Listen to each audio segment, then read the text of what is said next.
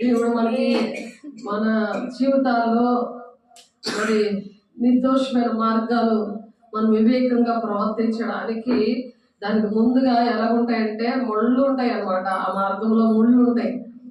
రాహో మే కాటే అగరహో అంటే మార్గంలో ఎన్ని ముళ్ళు ఉన్నా సరే దేవుడు నీకు తోడే ఉన్నాడు అని చెప్తున్నారు.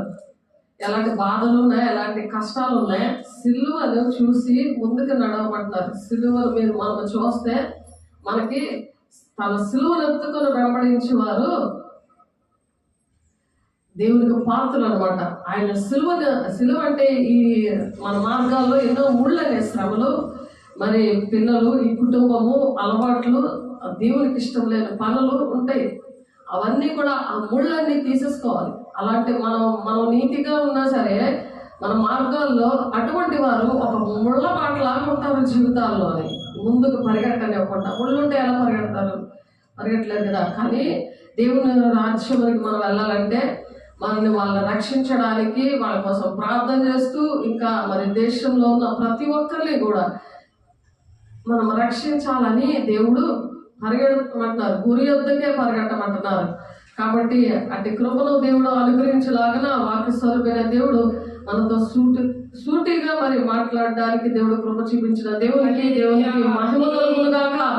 101వ కీర్తన 1వ వచనములో, నేను కృపను గురించి న్యాయం గురించి పాడేదను, యెహోవా నిన్ను కీర్తించదను. దేవుణ్ణి అలాగా మనం ఎప్పుడైతే కీర్తిస్తామో, కొనియాడతామో, మనం నిర్దోష మార్గంలో నడవగలం. కీర్తించడము కూడా, కొనియాడము కూడా, ఆయన స్తుతించడము కూడా. దావీదు భక్తుడు ఏమంటాడంటే, నా చేతులు రక్తముతో నిండి ఉన్న ప్రభా నన్ను కడగండి అంటాడు. రక్తాపరాధం నుండి నన్ను విడిపించండి. పాపం ఉంటే దేవుడు వాళ్ళతో మాట్లాడు. సాతానుడే వాళ్ళలో ఉండి ఇంకా సాతానుడి క్రియలే చేస్తుంటాడు. మనం మంచాలమే జరుగుతుంది కదా అంటాం. కానీ ఈ అంచె దినాల్లో మరి అన్నీ మనం సిద్ధంగా లేకపోతే పెళ్లి కుమార్తె సంఘములో ఉండలేము, ఎత్తబడే గుంపులో ఉండలేము. మరి అలా ఉండకుండా 7 ఏళ్ల శ్రమ దినాల్లో ఉండిపోతారు. అంచె దినాల్లో అంత్యక్రీస్తు నేనే దేవుడినని యెరూషలేము మందిరంలో కూర్చుంటాడని మనం చూసాము. అలాగా దేవుడు మనల్ని దేవుని రాజ్యానికి నడిపించడానికి అంచె దినాల్లో 7 ఏళ్ల శ్రమ దినాల్లో మనం ఉండకుండా ఉండాలి అంటే మరి ఆ దశలోనికే పత్రికలో ఉంటది మరి అంత్యక్రీస్తు వస్తాడు అని చెప్పి మనం చాలాసార్లు చదువుకున్నాము. మరొకసారి మీకు గుర్తు చేస్తున్నాను. 2వ దశలోనికే పత్రిక 2వ అధ్యాయము 9 నుండి చదువుతున్నాను చూడండి. నశించే వారు తాము రక్షించబడ్డకే సత్య విషయమైన ప్రేమను అవలంబింపకపోయారు కనుక. సత్య విషయమైన ప్రేమ ఒకటి ఉంది, అబద్ధ ప్రేమ ఒకటి ఉంటుంది. వాళ్ళు చెప్తారు కానీ చేయరా. ఆనాడు శాస్త్రంలో పరిశీలన ఏం చేశారంటే దేవుడిని సిలువ వేశారు. ఆయన సిలువైన బరబ దొంగనే విడిచిపెట్టండి అని స్కాక్ వేశారు. ఎన్నో అద్భుత కార్యాలు, ఆశ్చర్యకార్యాలు దేవుడు చేసి అనేకమైన కుటుంబాలు కట్టినప్పుడు వారి కృతజ్ఞత లేకుండా, దేవుడు భయం లేకుండా మరి దేవుడినే మరి అలాగ రిజెక్ట్ చేసినప్పుడు మనల్ని రిజెక్ట్ చేస్తారు. అందుకనే రాహోమే కాటం అగర్హో. ఒకవేళ ఉన్నదనుకో, ముళ్ళు ఉన్నాయనుకో, నీ మార్గంలో, నీ జీవితంలో ముళ్ళు ఉన్నాయనుకో, నా భార్య ఇలా ఉన్నది కాబట్టి నేను చేయలేకపోతున్నాను, నా భర్త ఇలా ఉన్నాడు కాబట్టి నేను చేయలేకపోతున్నాను, నా పిల్లలు నాకు ఆటంకంగా ఉన్నారు, నేను దేవుడి పని చేయలేదు, అందరికి మంచి చేద్దాం అనుకుంటున్నాను, అందరి కోసం నేను దేవుడి కోసం బ్రతకాలనుకుంటున్నాను, ఈ అంచెదినాలనే సమర్పణగా నేను బ్రతుకుతాననే ఒక తీర్మానం మనం ఈరోజు తీసుకోవడానికి దేవుడు మాట్లాడుతున్నారు. సత్య విషయమైన ప్రేమను అవలంబింపకపోయారంటే ఎంత చెప్పినా సరే వినువారుగా ఉన్నారు కానీ క్రియలు చేసేవారుగా లేరు. చేస్తామని చెప్పి చేయకుండా మరి ఏమి తిందుమా, ఏమి త్రాగుమా, ఏం పూజిందుమా అని చింతే పెట్టుకున్నారు. మొదటి నీతిని, రాజ్యాన్ని వెతకండి, మీ పర్లోకతని తెలుసు, మీకేది కావాలో అని మత్తయి 6:33 దేవుడు చెప్తుంటే, ఆకాశ పక్షులు చూడండి, అవి విత్తవు, కోయవు, అవి పొట్లలో కూర్చగలవు, వాటిని నేను పోషిస్తున్నాను కదా. ఆ గడ్డి, అడవి గడ్డి మొక్కలు చూడండి, అవి ఈ రోజు ఉంటే రేపు వాడిపోతాయి. అవి ఎంత కలర్ఫుల్ గా ఉన్నాయి, ఎంత రంగురంగు డ్రెస్ వేసాడు దేవుడు, అలాంటి కలర్ఫుల్ గా ఎంత సంతోషంగా ఉన్నాయి కదా.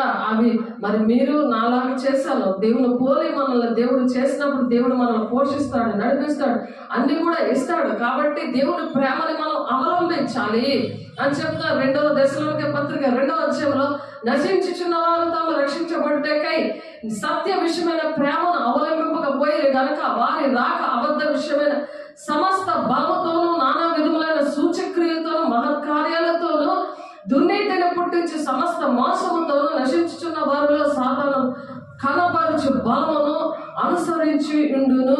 సాతాను కూడా దేవుడు అద్భుత కార్యాలు చేస్తాడు, సాతాను కూడా ప్రేమిస్తాడు, సాతాను కూడా పోషిస్తాడు, సాతాను కూడా అన్నీ ఇస్తాడు. అలాగా మీరు సత్యం గ్రహించట్లేదు, దేవుడా దెయ్యం అనేది అది గ్రహించట్లేదు కనుక మీకు ఆ దుర్నీతిని పుట్టించు సమస్త మోసంతోనే నశించుచున్న వారిలో సాతాను కనపరుస్తున్నాడు, సాతాను చేస్తున్నాడు ఈ పనులని. కానీ ఆ బలమును మీరు అనుసరిస్తున్నారు, అటువంటి బలాన్ని మీరు అనుసరిస్తున్నారు. దేవుని బలమును అనుసరించట్లేదు. దేవుని బలాన్ని బట్టే నేను సమస్తము చేయగలను అంటున్నాడు దేవుడు. ఆయన ఇచ్చిన బలము మనకున్నప్పుడు మనకి తెలిస్తే అనమాట, వాక్యం అర్థమవుతుంది. ఏదో కథలు చెప్పుకొని ఏదో దండం పెట్టేసుకొని వెళ్ళిపోయి కానే కాదు. రక్షణ పొందుకున్నామంటే అనేక మందిని రక్షించే వారి పట్లను నశించే వారి పట్లను మనం ఒక సువాసనగా ఉండాలి. అదే నిర్దోషమైన మార్గము వివేకంతో ప్రవర్తించడం అంటే. ఇందుచేతే సత్యమున నమ్మక దుర్నీతి అనే అభిలాష గల వారు అందరికీ కూడా శిక్షావిధి పొందుతారంట వాళ్ళు. అందుకే ఇప్పుడు వాక్యం అనేది ఎలాగ అర్థమవుద్ది, దేవునాత్మ పొందుకున్న వాళ్ళకి అర్థమవుద్ది, అందరికీ అర్థమవుతుంది. ఎందుకంటే పాలు తాగే పరిస్థితి అనమాట. బలమైన ఆహారం వారికి తాగదు, ఎందుకంటే జ్ఞానేంద్రియాలు లేవు అని హెబ్రీయుల పత్రిక 5:12 మీరు చదువుతూ అక్కడ ఉంటుంది. జ్ఞానేంద్రియాలు అంటే మీ దేవుని చూసే కళ్ళు ఉండవు. ఏదో నమ్ముకున్నాం కదా గుడ్డిగా బ్రతికేయడం కాదు. కాబట్టి అబద్ధమును నమ్మట్లు మోసం చేసే శక్తి దేవుడు వారికి పంపుతున్నాడు. వారు నమ్మకపోతే ఏం చేస్తాడంటే ఆ దేవుడు అబద్ధ బోధకుల్ని, అబద్ధం ఆడే మనుషుల్ని ప్రేమించేటట్టు, వాళ్ళు నమ్ముకొని జీవించేటట్టు దేవుడు పక్కన పెట్టి మనుషుల మీద ఆధారపడతారు. అందుకనే దేవుడు మనుషులు నమ్మడి కంటే, రాజులు నమ్మడి కంటే యెహోవాను ఆశ్రయించడం మేలు, వారికి ఏ మేలు పొదువే ఉండదని చెప్తున్నాడు. కాబట్టి అలాగ మనం ఏమీ కొదువే ఉండదు. దేవుడు నీకు మరి దేవుడు నీకు తోడున్నాడు కదా, తోడున్నాడు. నువ్వు అలాంటి మార్గంలో ముళ్ళ మార్గంలో నడిచినా సరే నువ్వు దేవుడు నీ తోడునే, అలా విశ్వాసం నుంచి నువ్వు నడు అని మనం పాట పాడుకున్నాం. కాబట్టి ప్రభు వల్ల ప్రేమింపబడిన సహోదరులారా, ఆత్మ మిమ్మల్ని పరిశుద్ధపరచుట వల్లను మీరు సత్యమును నమ్ముట వల్లను రక్షణ పొందుటకు దేవుడు ఆది నుండి మిమ్మల్ని ఫలముగా ఆది నుండి ఏర్పరచుకున్న గనుక ఆది నుండి కూడా దేవుడు దేశాన్ని అంతటినీ కూడా, ప్రపంచాన్ని అంతటినీ కూడా దేవుడు మనుషులుగా ఎందుకు ఆయన రూపంలో సృష్టించాడంటే దేవుడు ఆది నుంచి కూడా మిమ్మల్ని ఏర్పాటు చేసుకున్నాడు కనుక మేము మిమ్మల్ని బట్టి ఎల్లప్పుడూ దేవుని కృతజ్ఞతాస్తుతులు చెల్లించబద్దులై ఉన్నాము.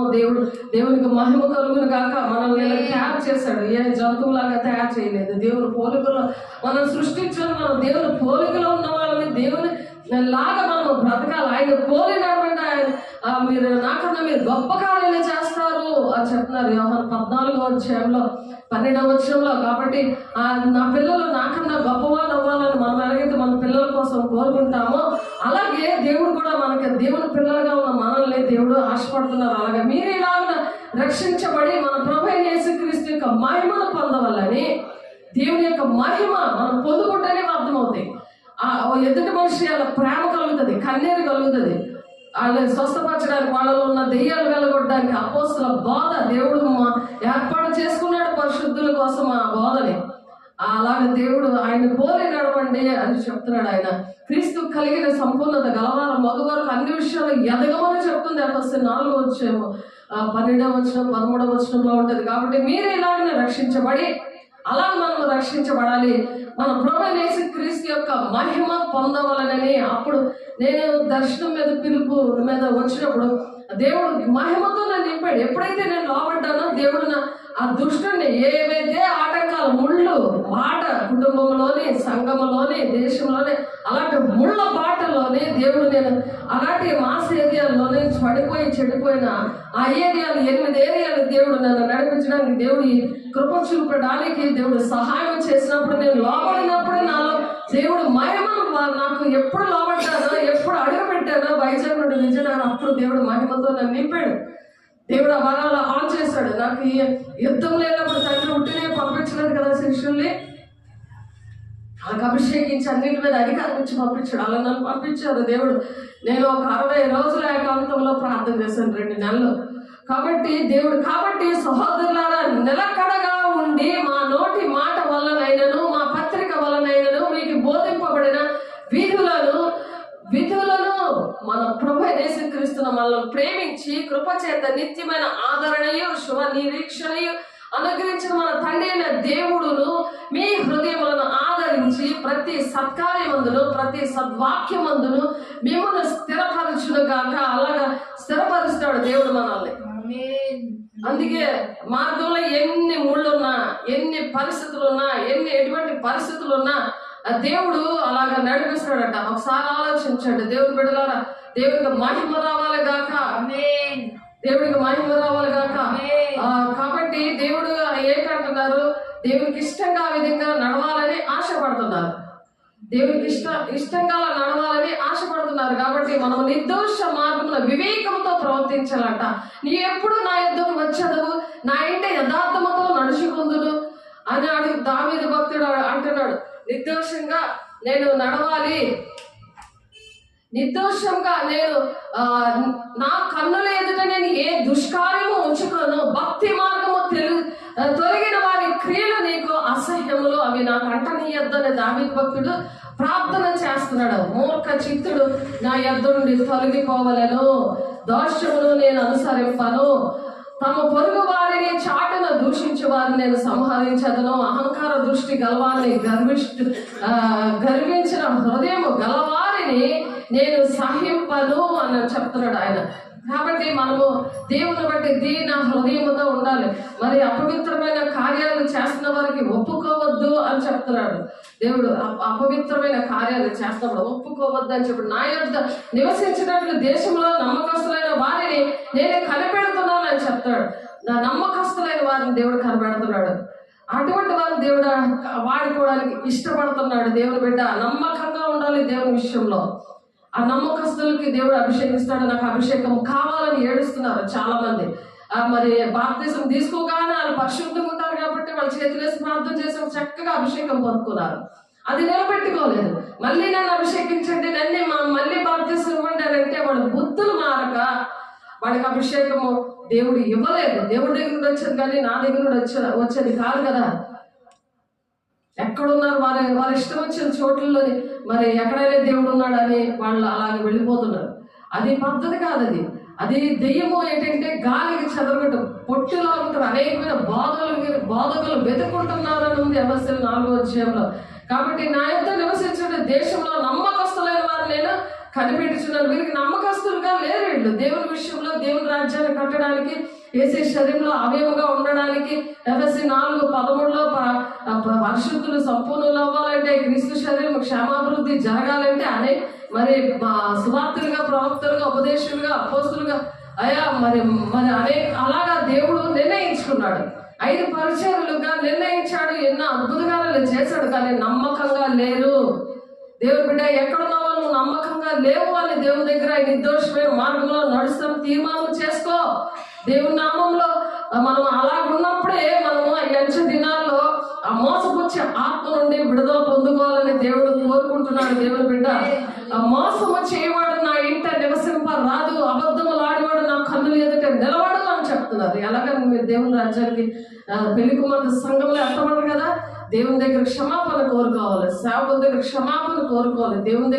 దేవుని సన్నిధిలో నీకే పని అప్పచెప్పారో ఆ పని నువ్వు చేయాలి. తండ్రి చిత్తాన్ని నెరవేర్చడానికి నిన్ను దేవుడు ఎక్కడ నాటాడో నువ్వు ఆ పని చేయాలి. దేవుని బిడ్డ యెహోవా పట్టణంలో నుండి పాపము చేయవాళ్ళందరినీ నిర్మూలన చేయడానికి దేశమందరి భక్తిహీనులందరినీ కూడా ప్రతి ఉదయం సంహరిస్తాను. రాత్రి ఎందుకు హార్ట్ అటాక్ వస్తుంది, 2 గంటలకి ఎందుకు పిల్లలు ఏడుస్తుంటాడు, అర్ధరాత్రి కూడా ఎందుకు కుక్కలు అలా అరుస్తూ ఉంటాయి. కారణాలు ఇవే. సాతానుడు వచ్చి వాళ్ళు సాతానుకు అప్పచెప్పేస్తానని ఉంది ఇక్కడ వాక్యం చూడండి. కాబట్టి ఇక్కడ 12వ వచనం రోమపత్రిక 1వ అధ్యాయం 24వ వచనంలో ఉంటుంది ఆ మాట. దేవునికి చోటు ఇవ్వకపోతే, దేవునికి చోటు ఇవ్వడం అంటే దేవుని మాట వినకుండా, తండ్రి చిత్తాన్ని నెరవేర్చకుండా నిన్ను స్వార్థికురాలని పిలిస్తే సాధారణంగా నీ నోటి మీద వేరు పెట్టి నువ్వు మాట్లాడడానికి లేదు, దేవుని మాటలు చెప్పడానికి లేదు అని సువార్త చెయ్యట్లేదంటే ఇంకా సాధారణంగా నీ పెదాల మీద ఇంకా ఇలా పెట్టాడు అనమాట. చూడాలి ఇలాగా నీ పెదాల మీద ఇలాగ వాడు చెయ్యిని పెట్టాడు ఇలాగా. అందుకే నువ్వు సువార్త చేయట్లేదు. ఏదో పనులు చేస్తా సరిపోయిందిలే కాదు.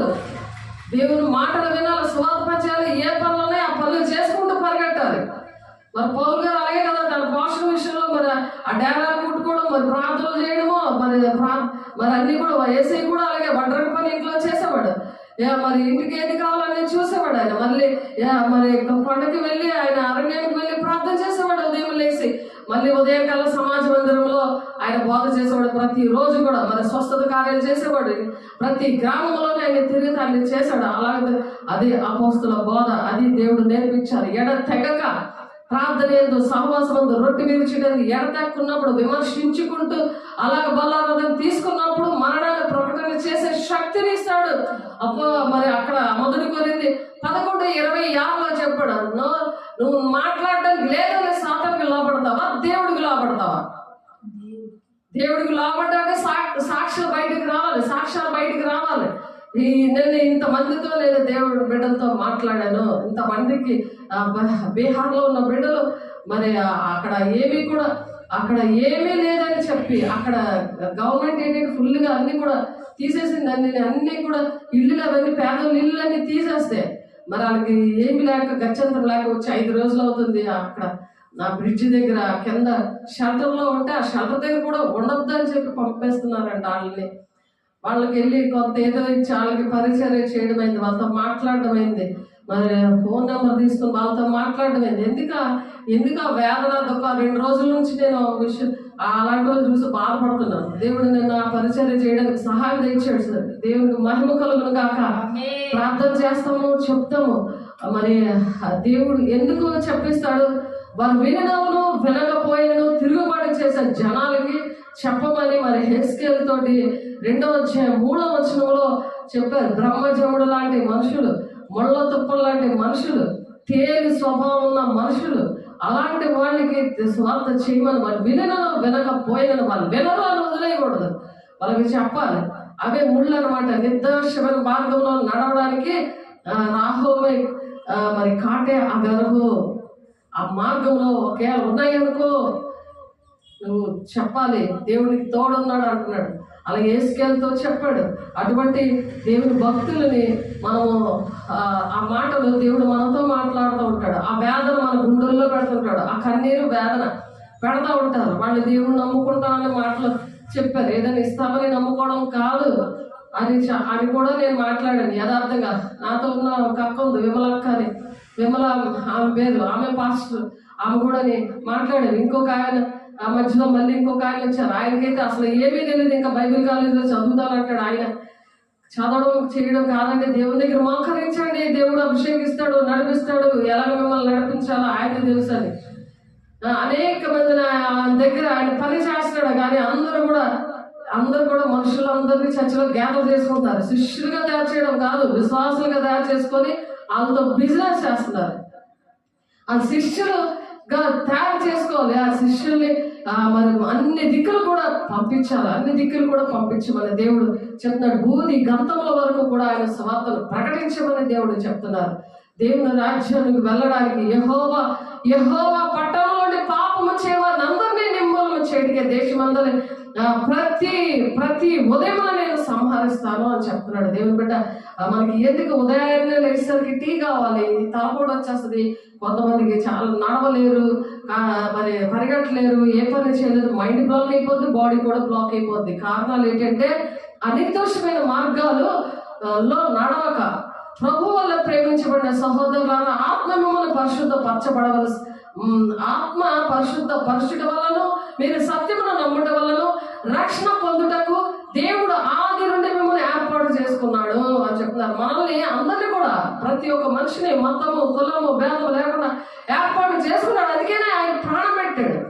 ఆయన ఎందుకు ప్రాణం పెట్టాడు? మానవాడి రక్షణ కోసం. వేద గ్రంథాల్లో ఎందుకు రాశారు అవన్నీ కూడా భక్తులందరూ రాశారు. కానీ దుష్టుడు ఏంటంటే వివేకమైన మార్గంలో ప్రవేశించడానికి ఇష్టపడట్లేదు.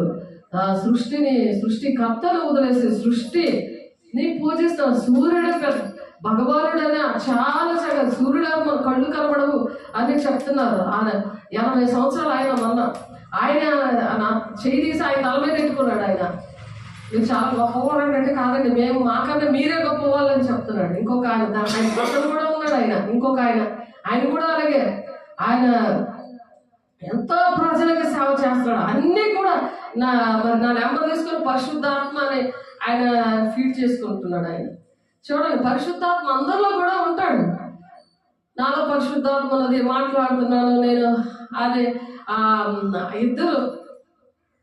ఇద్దరు మనుషులు అనమాట. వాళ్ళిద్దరు మనుషులు కూడా అలా ఒప్పుకొని మీరు చాలా గొప్ప వాళ్ళంటే నేను అంటుంటే కాదు, మాకన్నా మీరే గొప్ప వాళ్ళు అంటున్నాడు. ఎందుకంటే దుష్టుడు కూడా చెప్తాడు మనం ఎవరమో, దేవుడు కూడా చెప్తాడు మనం ఎవరమో.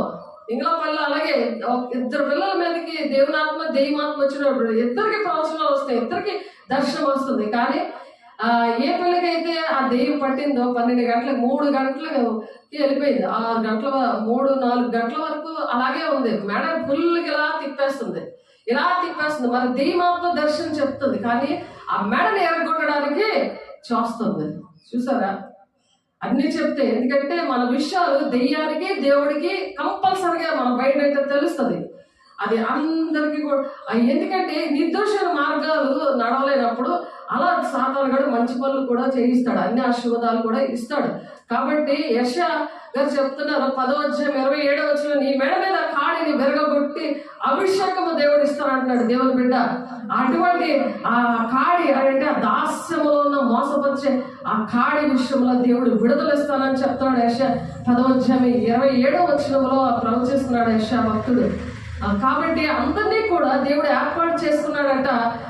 2వ దశలోనిక పత్రిక 2వ అధ్యాయం 13వ వచనంలో, ప్రభువులపై మెప్పబడిన సహోదరులారా, ఆత్మ మిమ్మల్ని పరిశుద్ధపరచడం వల్లను మీరు సత్యమును నమ్ముట వల్లను రక్షణ పొందుటకు దేవుడు ఆది నుండి మిమ్మల్ని ఏర్పాటు చేసుకున్న గనుక మేము మిమ్మల్ని బట్టి ఎల్లప్పుడూ దేవునికి కృతజ్ఞతాస్తుతులు చెల్లిస్తున్నాము. ఇప్పుడు నిర్దోష మార్గంలో నడవలేనందుకు ఎలా మాట్లాడుతున్నారు? నిర్దోష మార్గంలో దేవుడు నడిపిస్తే దేవుడాత్మ, లౌకికాత్మ, మనిషాత్మ, అపవిత్రాత్మ, బ్రహ్మపరచాత్మ, ఈ నాత్మలోనే వీటికి వీటికి ఏంటంటే ఈ అపవిత్రాత్మకే తెలుస్తుంది. బ్రహ్మపరచాత్మ ఏంటి? లోకము దేవుడు ఇద్దరు ఉంటారు. అన్ని కూడా మంచిగా చేస్తున్నాం అనుకుంటాం. దేవుడు బిడ్డ మరి నిర్దోషమైన మార్గంలో మనం నడవడం నేర్చుకున్నప్పుడు దేవుని రాజ్యానికి మనం వెళ్ళగలము. కాబట్టి సహోదరులారా, నిలకడగా ఉండి మా నోటి మాట వల్లమైనను మా పత్రిక వల్లైనను మీకు బోధింపబడిన విధులను చేపట్టండి అంటున్నారు. మన ప్రభువైన యేసుక్రీస్తును మనలను ప్రేమించి కృపచేత నిత్యమైన ఆదరణయు శుభ నిరీక్షణ అనుగ్రహించిన మన తండ్రి అయిన దేవుడును మీ హృదయములకు ఆదరించి ప్రతి సత్కార్యమందును ప్రతి సద్వాక్యమందును మిమ్మల్ని స్థిరపరచును కాక. క్రీస్తుని బండ మీద నిలబడినప్పుడు ఈ ముళ్ళబాటలో ఎలా ఉన్నా, శోధన వచ్చినా, కష్టం వచ్చినా, నింద వచ్చినా, అవమానం వచ్చినా, దేవుని కోసం దేవుడు ఎలాగైతే భరించుకున్నాడో అలాగే సిలువను చూసి మీరు నడవండి అంటున్నాడు. సిలువ అంటేనే మెడలను తీసేస్తారు. అమ్మో శ్రమలు వచ్చేస్తాయి. ఎలాంటి బోధనలో నడిచిన వాళ్ళు మరి మనవల వరకు కూడా శాపగ్రస్తంగా ఉన్నారు. పుస్తకాలలో మరి క్రాస్ దేవుడు పెట్టాడు. దేవుడు పిల్లలే అన్ని వరాలతో వాడబడుతున్న వాళ్ళు కాబట్టి ఇప్పుడు నడవలేని పరిస్థితి. వృద్ధాప్యం ఎంటరైపోయింది అంటారా వాళ్ళ కూతురు. ఎంటరైపోయిందని దుష్టుడు కూతురులో ఉండి ఇంకా వృద్ధాప్యం వచ్చేసి నడవలేదు. బీపీ, షుగర్ అన్ని కూడా ఖచ్చితంగా షుగర్, బీపీలుగా మందులుగా అయిపోతున్నారు అంటారు వాళ్ళ కూతురు. చూడండి ఎలా ఉందో. కాబట్టి అలాగా బుద్ధి లేని కన్నికలాగా దేవుళ్ళలోనే ఉన్నారు. మరి బుద్ధి లేని కన్నికలు సగం మంది కదా, అందుకే సగం మంది మరి ప్రపంచంలో అంతా కూడా ఈ అంచనాలు సగం మంది వెళ్తారు. ఈ నిర్దోషమైన మార్గంలో మనం ఎన్ని శోధనలు ఉన్న, శ్రమైన, ఖడ్గమైన, హింసైన, ఉపద్రవమైన నీ ప్రేమ నుండి ఎడబాపునా అని చెప్తున్నారు. ఆ ప్రేమను ఆయన తోడున్నాడు అని ఒక భ్రమలో కాదు. మనం దేవుని మాటలు విన్నప్పుడు, వాక్యానుసారంగా నడిచినప్పుడు అవి గుర్తుంటాయి, నడిపిస్తాయి. ఎంతమంది అయితే నా మూలంగా నడిపించబడతారో వాళ్ళే నా కుమారులు, నా కుమార్తెలు అంటున్న దేవుడు మరి మనతో మాట్లాడుతూ మరి లాస్ట్గా ఏంటంటే ఎవరైతే ఎత్తబడే గుంపులో ఉండరో, మరి దేవుని వాక్యాన్ని వినరో, మనుషులు చూసి ఆ భ్రమలో ఉంటారో, మనుషులు దేవుడిని మాట్లాడతారు అనుకోరు. మనుషులు మా ఇంట్లో మనుషులే, మా పాస్టర్ గారే, నా కూతురే, మా అక్కే, మా చెల్లె అనుకున్న వాళ్ళు దేవుడు మాట్లాడుతున్నారు అనుకోరు. దేవుడి మాటలు, దేవుడు మనిషి అనుకోరు, అలా ట్రీట్ చేస్తారు. కాబట్టి నా వంటి వాడివే నువ్వు అనుకుంటున్నావు, చీల్ చేస్తాను, తప్పించడం అప్పుడు ఉండడానికి ఉంది. అవే కీర్తన లాస్ట్ వచ్చినప్పుడు స్తుతిలాగా మర్పించేవాడు తన మార్గాన్ని సరళం చేసుకుంటాడని ఉంది వాక్యం. దేవుని బిడ్డ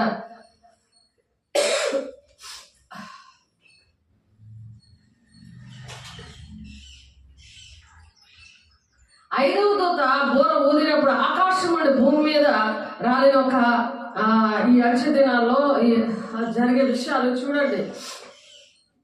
ఐదవ దూత ప్రకటన గ్రంథం 9వ అధ్యాయం.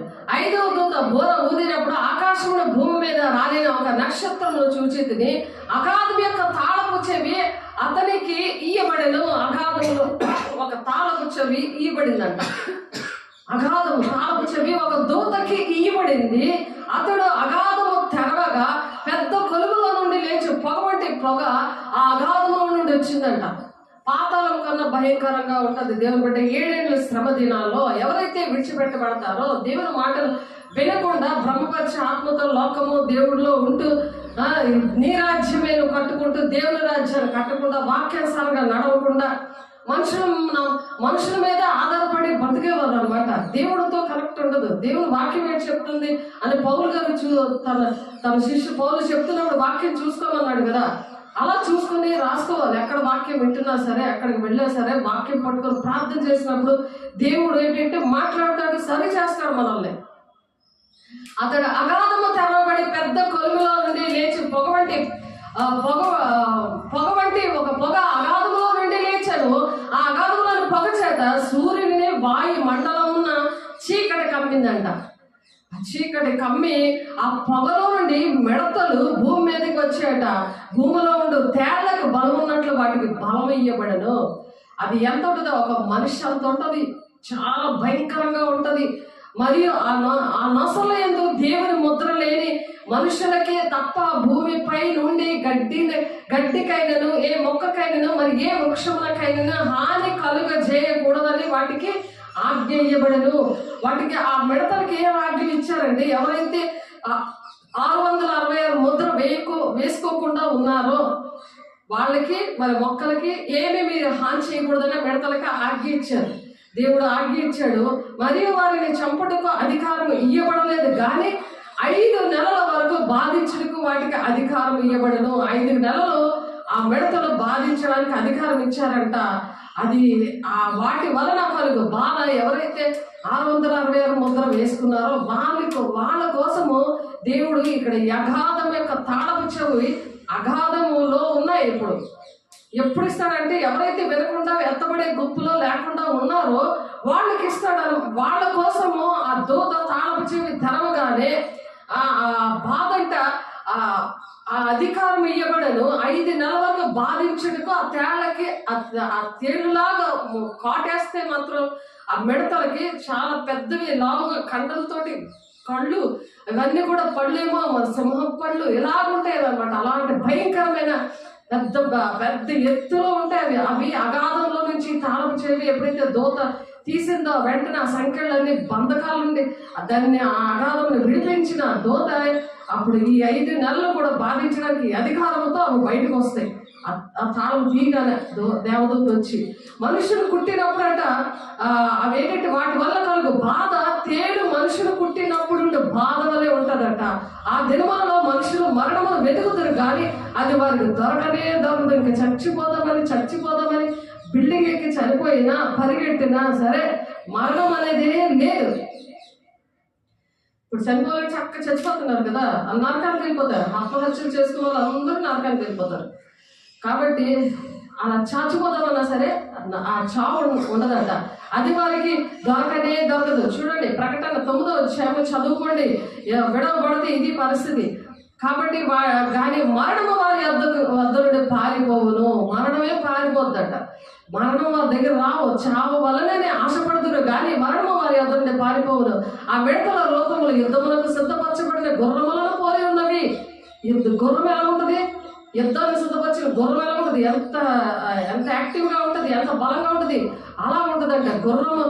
గుర్రములకు పోలి ఉన్నది. బంగారము వల్లే మరి కిరీటముల వంటివి వాటి తల మీద ఉండదు. వాటి ముఖములు మనుష్య ముఖముల వంటివి. మనుష్య ముఖం ఎలాగుంటారో అలాగా ఉంటాయి.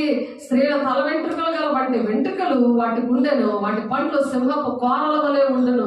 ఇనుప మైమరుపులు వంటి మైమరుగులు వాటికి ఉండెను. వాటి రెక్కల ధ్వని యుద్ధములకు పరిగెత్తినట్టు విస్తారమైన గుర్రముల రథముల ధ్వని వలె ఉన్న. గుర్రం ఎంత ఉన్నదా అంత ఉంటుంది అనమాట. అది అలా బలంగా ఉంటది. తేల తోకల వంటి తోకలను కొండ్లును వాటికి ఉండెను. 5 నెలల వరకు వాటి తోకల చేత మనుషులను హాని చేయటికి వాటికి అధికారం ఉండెను. పాతాళపు దూత వాటిపైన రాజుగా ఉన్నాడు.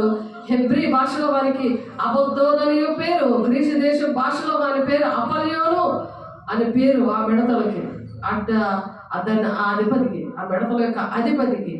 మరి మొదటి శ్రమ గతించాను, ఇదిగో మరి రెండవ శ్రమ ఇటు తర్వాత వచ్చాను. 6వ దూత బోర ఊదినప్పుడు దేవుని ఎదుట ఉన్న సువర్ణ బలిపీఠం యొక్క కొమ్ముల నుండి ఒక స్వరము యూఫ్రటీసు అని మహానది యొద్ద బంధింపబడి ఉన్న 4 దూతల్లో వదిలిపెట్టమని బోర పట్టుకొని ఉన్న ఆ 6వ దూతతో చెప్పుట వీటిని మనుషుల్లో 3వ భాగము సంహరింపవల్లని అదే సంవత్సరం అదే నెలలో అదే దినమున అదే గంటకు సిద్ధపరచబడి ఉండిన ఆ 4 దూతలు వదిలిపెట్టబడిరి. గుర్రపు రౌతుల సైన్యము లెక్క 20 కోట్ల, వారి లెక్క ఇంత అని నేను వింటిని. 20 కోట్లు ఉన్నాయంట ఆ సైన్యము. ఆ గుర్రపు రౌతుల సైన్యము 20 కోట్లు. చూడండి, అన్ని 5 నెలలు మరి వెంటాడి అవి పొడిచి ఇలా అవి మరి ఎన్ని కోట్లది? ఆ ఎన్ని కోట్లు? 20 కోట్లు. అవి వెంటాడుతుంటే ఎలా ఉంటారు మనుషుల పరిస్థితి? మరి నాకు కలిగిన దర్శనం ఎలాగ చూచితిని, ఆ గుర్రములను వాటి మీద కూర్చుండిన వారికి నిప్పు వలి ఎరుపు వర్ణము, నేల వర్ణము, గంధక వర్ణము మైవరుపు నుండెను. ఆ గుర్రముల తలలు సింహపు తల వంటివి, వాటి నోళ్లలో నుండి అగ్ని ధూమ గ్రంథములు బయలు వెడలుచుండెను. ఈ 3 దెబ్బల చేత అనగా వీటి నోళ్లలో నుండి బయలు వెడలుచున్న అగ్ని ధూమ గంధకముల వల్ల చేత మనుషుల్లో 3వ భాగము చంపబడెను. ఆ గుర్రముల బలము వాటి నోళ్ళ ఎందును వాటి తోకల ఎందును ఉన్నది. ఎందుకనగా వాటి తోకలు పాము వలె ఉండి తలలు కలిగినవైనందున వాటి చేత అవి హాని చేయును. ఈ దెబ్బల చేత చావక మిగిలిన జనులు దయ్యములను చూడను, వినను, నడవను, శక్తి లేనివై బంగారు, వెండి, కంచు, రాయి, కర్రలతో చేయబడిన తమ హస్తకృతములైన విగ్రహములను పూజింపకుండా విడిచిపెట్టినట్లు మారు మనసు వాళ్ళు ఇంకా పొందలేదు. ఎంత అయినా సరే మారు మనసు రాలేదు వాళ్ళకి. చూడండి, ఎంత కఠినమైన హృదయానికి దేవుడు అప్పచెప్పాడు. కఠినమైన హృదయం దిద్దుబాటు చేసుకోకపోతే ఆ కఠినమైన హృదయం ఉన్నది కాబట్టి వారు మన మాట వినరు అని 1 యోహాను 4వ అధ్యాయంలో ఉంటుంది ఆ మాట. వాళ్ళు మన మాట వినరు, బ్రహ్మపక్ష ఆత్మ అనమాట. మరియు తాము చేయుచున్న నరహత్యలను, మాయా తంత్రములను, జాల చోరత్వములను చేయకుండానట్లు వారు మారు మనసు పొందిన వారు కాదు. ఎంత అవుతున్నా సరే వాళ్ళకి మారు మనసు రావట్లేదు. దేవుడు ఎంత మరి ఇటువంటి 5 నెలలు పంపించి మాట వినండి ఇంతగా. ఇప్పుడు పోలీసు వాళ్ళు మరి దొంగడికి ఎలాగో కొడతారు, మాట విని వాడు నిజం చెప్పే వరకు. ఆ రేంజ్లో దేవుడు చేస్తున్నా వారు మారు మనసు పొందిన వారు కాదు. ఎందుకంటే నిర్దోషమైన మార్గంలో నడవలేదు, సరి చేసుకోలేదు, దిద్దుబాటు చేసుకునే లేదు. దిద్దుబాటు నీకు అసహ్యం కదా, నువ్వు దొంగలతో ఏకీపిస్తున్నావు, వ్యభిచారంతో సాంగత్యం చేస్తున్నావు, ఇటు కార్యాలు చేసిన తల్లి కుమారుల మీద అపనింద మోపుతున్నావు, దేవుని బిడ్డల మీద అపనింద మోపుతారు. నీ తండ్రి చిత్తాన్ని నెరవేర్చిన వాళ్ళే నీ తల్లి సహోదరు. నా నిమిత్తము తండ్రినైనా తల్లినైనా అన్నదమ్ములైన భూములైన ఆస్తులను విడిచిపెడితే ఇహలోకంలో తల్లిదండ్రులు ఇస్తారట. నువ్వు చూడకపోతే తల్లిదండ్రులుగా నిన్ను ప్రేమించే వాళ్ళు బయలుదేరారు. పిలుపు దర్శనం మీద వచ్చినప్పుడు నాకు విజయనగరంలో నేను ప్రాక్టికల్గా నేను దేవుని ప్రేమ అనుభవించి చెప్తున్నాను బిడ్డ. అది ఏంటంటే భూతి గంతముల వరకు ఆ దేవుడు అపోస్తలులు 1:8 ఉంటుంది. మన సాక్ష్యాలు అలా భూతి గంతముల వరకు వెళ్ళాలి. పరిశుద్ధాత్మ మీ మీదకి వచ్చినప్పుడు మీరు శక్తి పొందుకుంటారు. యోదయ సమరయ దేశంలో అంతటా మీరు సాక్షిగా ఉంటారు అని చెప్తున్నాడు దేవుడు. దేవునికి మహిమ కలుగును గాక. అలాగా తండ్రి చిత్తాన్ని నెరవేర్చడంలో తల్లి సహోదరుడు దేవుడు చెప్పాడు. ఇహలోకంలో తల్లిని తండ్రిని అన్నదమ్ములు అక్కచెల్లి భూములు ఆస్తులు ఇచ్చాడంట, ఇస్తానన్నాడు. ఎప్పుడైతే ఆ దేవుడి మాటకి నేను లోబడ్డానో, దుష్టుని ఎదిరించానో, నాకు ఎవరు ఏటని వివేచన వరం ఇచ్చాడు దేవుడు. నాకు ఎవరిలో ఏటున్నాయో అలా స్కాన్లో కనబడుతుంది. కానీ వాళ్ళకి నోరు మీద చెప్పను, కానీ తెలుస్తాయి. చెప్పవలసిన వాళ్ళతో చెప్తాను. ఎందుకంటే వివేకముతో మరి నడవమని చెప్తున్నారు కదా ఇక్కడ. నిర్దోష మార్గమున వివేకముగా ప్రవర్తించమని చెప్పను. ఎందుకంటే పందుల మధ్య ముత్యాలు జల్లదన్న తొక్కి చీల్చేస్తాయి, తప్పించడం ఉండడు ఇంకా. అందుకే పాముల వల్ల వివేకంగా ఉండండి, పావురాల వల్ల మీరు నిష్కపటంగా ఉండండి, మీరు గొర్రెలు మీకు తోడేల మధ్యగా గొర్రె పిల్లగా మిమ్మల్ని పంపిస్తున్నాను అన్నాడు. అది మన పిలుపు. కాబట్టి నిర్దోష మార్గంలో వివేకంతో ప్రవర్తిస్తాము, దేవుని మహిమ పొందుతాము. అనేకమైన బిడ్డలు మరి వాక్యము ప్రతి ఒక్కరు హృదయంలో మరి విత్తబడలాగిన మరి ఎత్తబడే గుంపులో ఉండాలి. దేవాలయం నేను నిర్దోష మార్గంలో నడుస్తానయ్యా, నీకు ఇష్టంగా నేను నడుస్తానయ్యా, నీ చిత్తానుసారంగా నేను నడుస్తానయ్యా. నీ భక్తులు చెప్పింది నాయన వాళ్ళు ప్రాక్టికల్ గా అనుభవించి రాశారు. గ్రంథంలో పౌలు గారు రాశారు ప్రభా, కీర్తనాకారుడు దావీదు గారు రాశారు ప్రభా, నడిచాడు, తను కూడా అభిషేకం పొందుకొని మరి పాపము చేసి నాయన ఆ తండ్రి నాయన అయా తండ్రి ఆ పాపం నుండి విడిచిపెట్టడానికి కన్నీరు పరుపు వలె పరుపు తెలుపులే కన్నీరు ఖర్చుడయ్యా. అటువంటి నాయన నా తల జలమయముగా చేయండి నాయన అని దేవుడు వేడుకుందాం. నా తల జలమయముగా చేయండి అయ్యా, కన్నీటి ఆత్మను దయచేయండి, వేదన దుఃఖము దిద్దుబాటు ఆత్మను నేను వచ్చి పాపముల గురించి నీతిని గురించి ఒప్పింప చేసే ఆత్మ పరిశుద్ధాత్మని యేసునామములో మన మీద కుమ్మరించబడిన గాక, యేసునామములో కుమ్మరించబడిన గాక. పరిశుద్ధాత్మ దేవుడా, ఏ ఒక్కరూ నశించబడడం నీకు ఇష్టం లేదయ్యా. మహిమ గల దేవా, మీరే అధ్యక్షత వహించండి. నూరంతలుగా వాక్యాన్ని ఫలవంతంగా ఫలించి సాక్షిగా నిలబెట్టుకొని ఆటంకపరుస్తున్న ప్రతి దురాత్మ శక్తులారా యేసునామములో లైవ్ అయిపోవాలి గాక. మా గ్రామాల్లో, మా కుటుంబాల్లో, ఆన్లైన్ లో బిడ్డలు, ఆఫ్లైన్ లో బిడ్డలు ప్రభా పరిశుద్ధాత్మడాన్ని సన్నిధానం ఉంచండి. ప్రతి ఆటంకాలను తొలగించి పేరు పేరు మీరు దర్శించి సాక్షిగా నిలబెట్టుకుని సమస్త మహిమ ఘనత ప్రభావం మీకే ఆరోపించుకుంటే పరిశుద్ధ నామంలో బ్రతిమలాడి పెట్టుకుంటున్నాం తండ్రి. ఆమేన్. దేవుని మహిమ కలుగును గాక. God bless you. దేవుడు మిమ్మల్ని దీవించి ఆశీర్వదించును గాక. ఆమేన్.